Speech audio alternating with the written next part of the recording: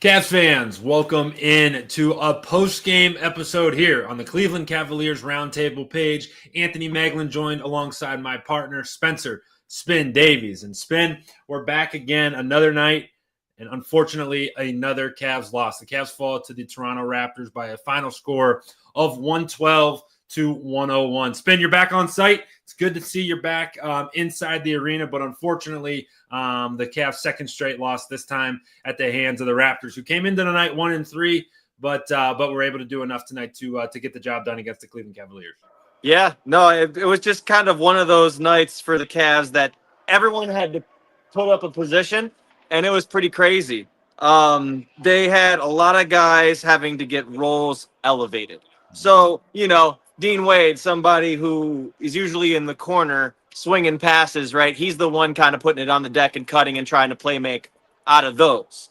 You have DeAndre Hunter as well, taking more shots than he's used to taking, 18 field goal attempts, which is, not as many as he's used to taking. I know that he is somebody that does score the ball and shoots, but he's putting it on the deck more. He's playmaking more. And, you just had all sorts of those elevated roles. Jalen Tyson took 14 shots tonight. And Evan Mobley, as we know, is the focal point of this team. And especially when Donovan Mitchell and Jared Allen are out of action. So we'll see, how this fares going forward with Mitchell. He's got a hamstring tightness going on there in his left leg. And then Jared Allen, we know he broke his left ring finger. So just a couple other things to pay attention to as we move forward. But yeah, tonight I thought that the Cavs actually put together a pretty solid effort. There was a lot of good, I think, from Jalen Tyson, especially to start the game. Just no fear, man. He was shooting the threes. He was cutting, making plays for others and defending, and that's really where it all started, I think. But yeah, just too much Brandon Ingram, and I think that obviously the difference of the game, honestly, was Jamison Battle when the Cavs came out on a big run in the second half, and Darko Rakovic put in Battle and ended up hitting 7-7 field goals, went 6 of 6 for 3. So, I mean, sometimes you got to tip your cap to the other team, too, in that case. But I've got a couple, areas that we can get into. But go ahead. He looked like a young Spin at the rec center at the University of Akron way back in the day. That's what he looked like. But Cavs fans, as you're jumping in here, first of all, appreciate you all joining. I dropped a comment here in the comment section. Get in there. Let us know what you thought as you're listening to us talk. As we're talking through this, we'll pull some of your stuff up, try to make this super interactive here. But Spin, you kind of talked about it, right? The theme of tonight was elevated roles, and when you look at this game and you watch it, and then you look at the box score at the end. Not only are the guys who were potentially, who were elevated into starting roles. You look at Jalen Tyson. You look at even DeAndre Hunter, Dean Wade. Those guys who maybe are coming off the bench.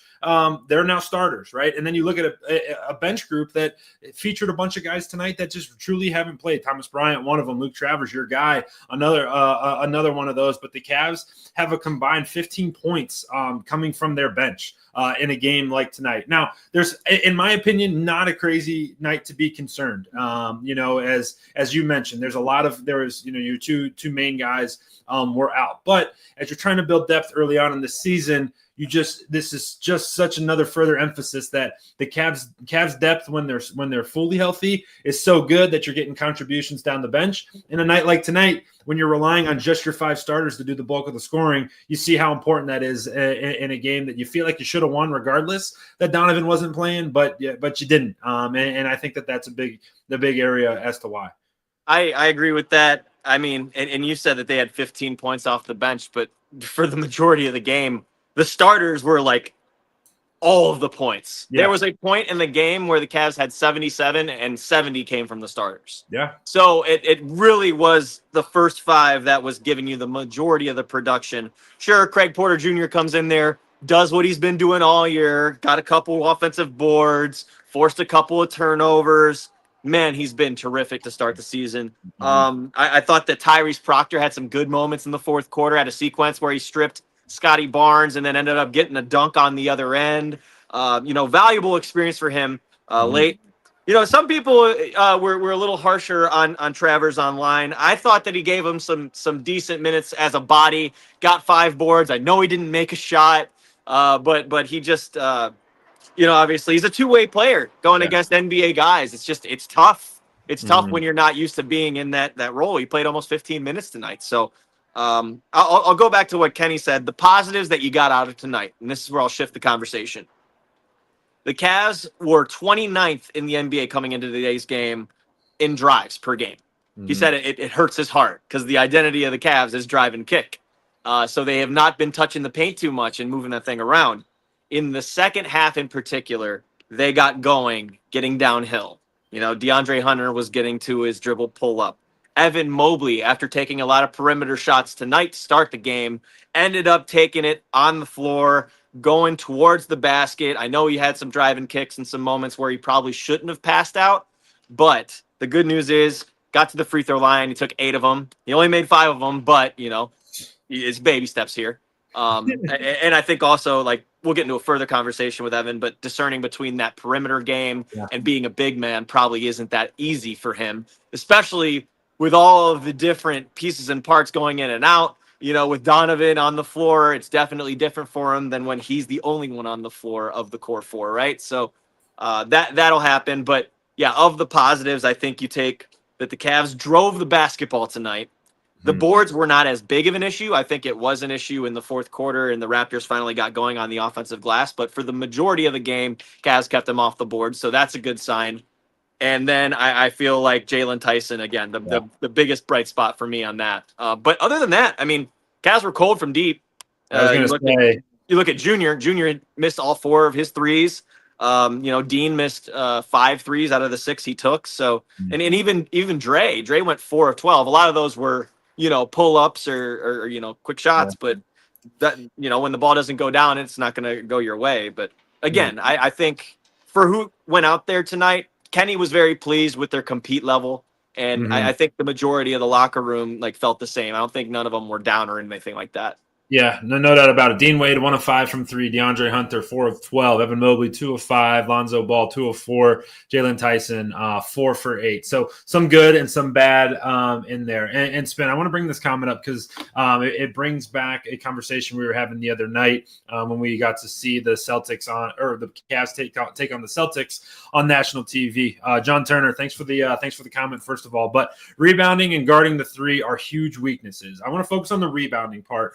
Because we talked about that, and you had some really good thoughts on it. That you're getting, at least against the Celtics the other night, they were getting all those long, extended offensive rebounds, and it felt like the Celtics were really out hustling the Cavs 2 nights ago. But now tonight, Cavs finished with 42 total rebounds. They do get out rebounded. The Raptors finished with 48, and they just. Gave up 10 rebounds on the offensive side. So not a huge number there for the Raptors. But what is your opinion here? John says rebounding and guarding at 3 are huge weaknesses. Do you agree or do you disagree? I think the boards were definitely more of a factor in the fourth quarter when the Raptors started getting those second chances.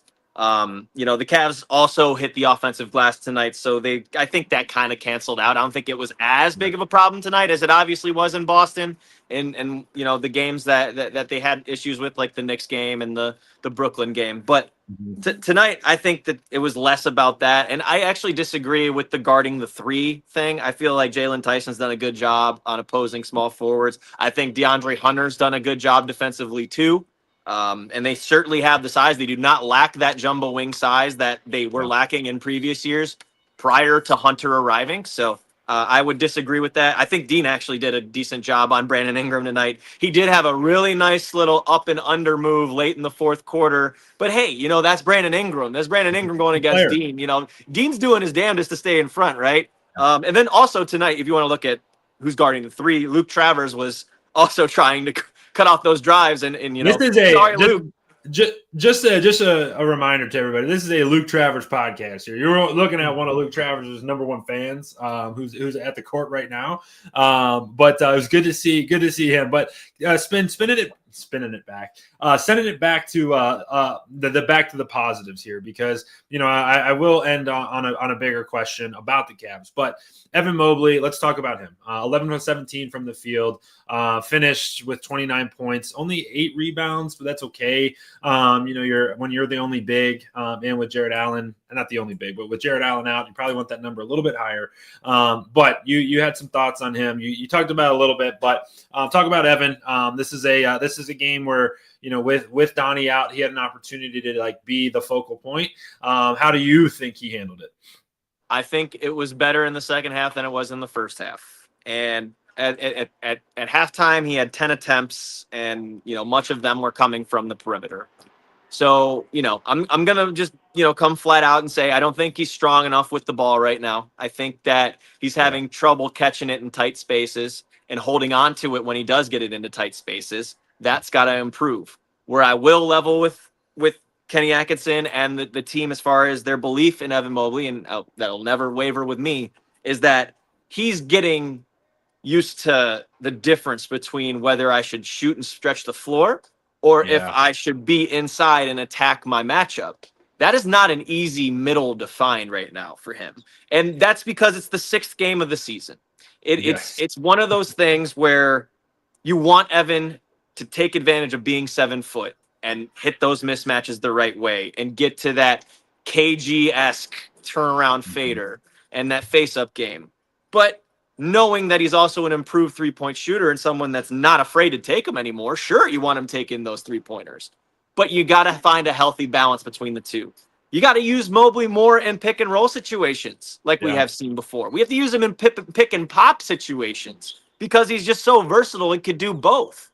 I feel like Evan right now is, I don't want to say he's pressing, but he's trying to find that middle, that happy medium between being the perimeter forward that they drafted him to be, but also still be a big man that can get downhill and catch the ball in the pocket and make some damage happen. I did see some improvement on that in the second half. I think he got downhill. Again, he was at the free throw line 4 times, went 5 of 8 from the line. That's got to improve, obviously, too.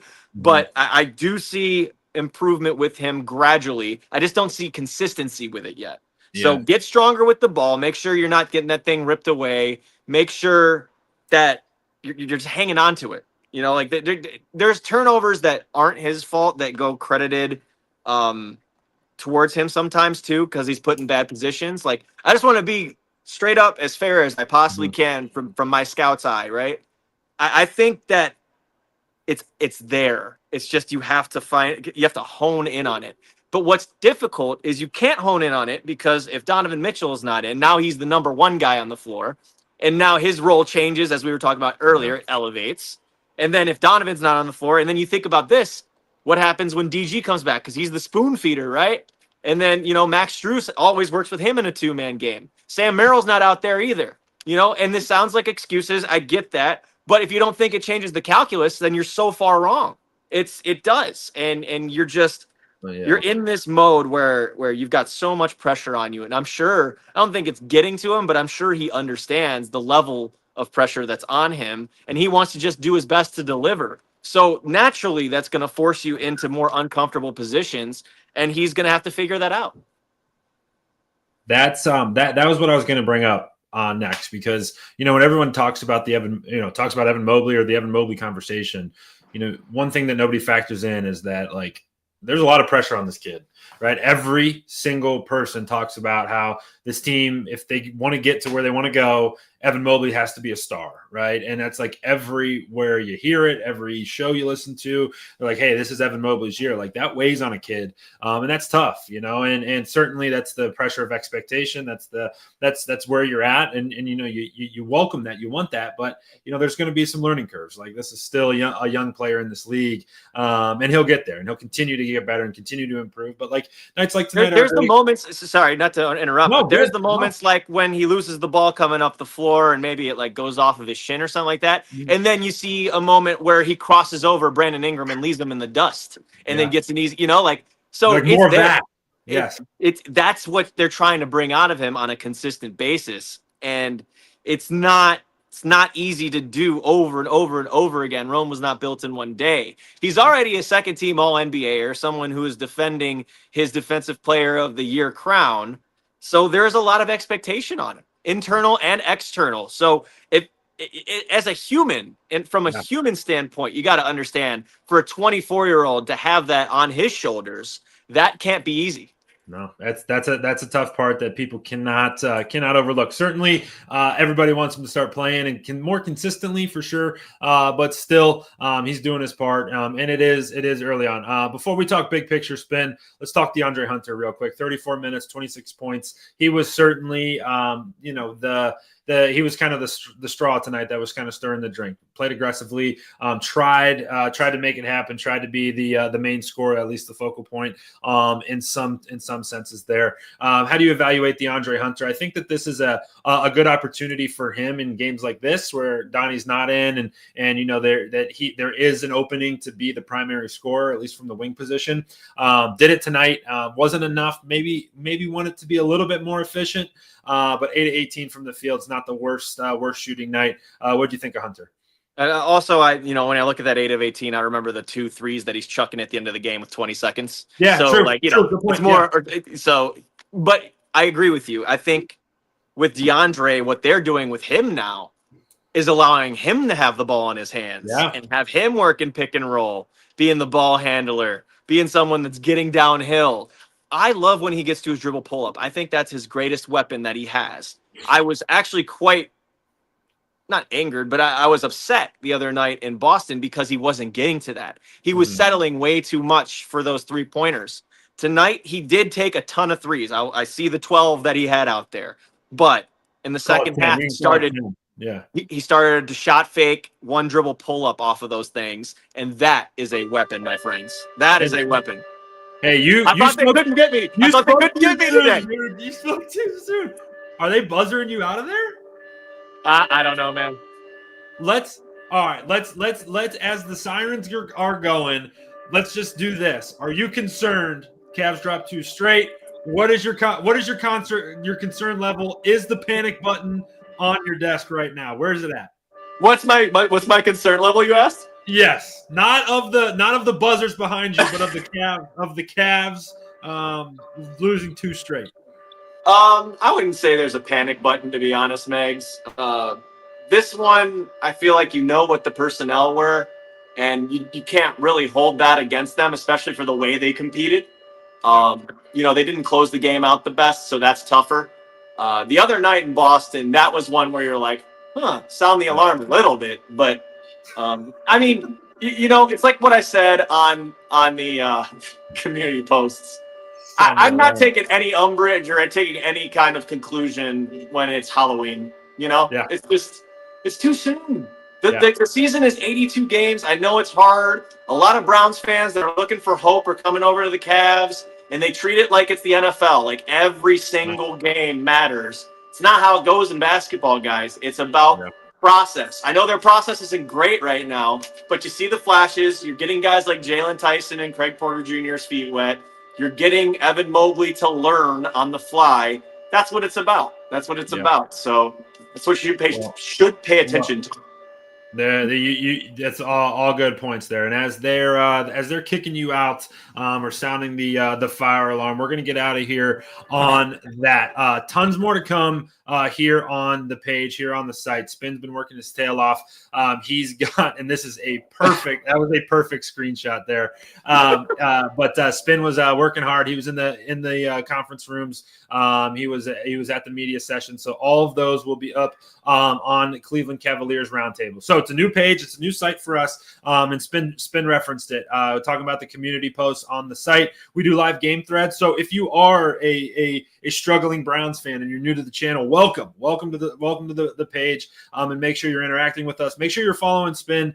Make sure you're following myself and the rest of our crew here. We're working our tails off to try to give you some really good content covering your Cleveland Cavaliers here. So Spin is running around. They're chasing his butt out. Before the show, just for everybody, every single show you've been at, they've been kicking you out. They've been chasing you off the court. They've been moving you. And you said, hey, I'm safe. I'm comfortable. Tonight, they sound the alarms on you. You can't stop Spin from working his tail off, and he's going to do it for you guys all season long. So make sure you're tapped into the Cleveland Cavaliers Roundtable, and we're with you on every game night. We're going to get out of here on that.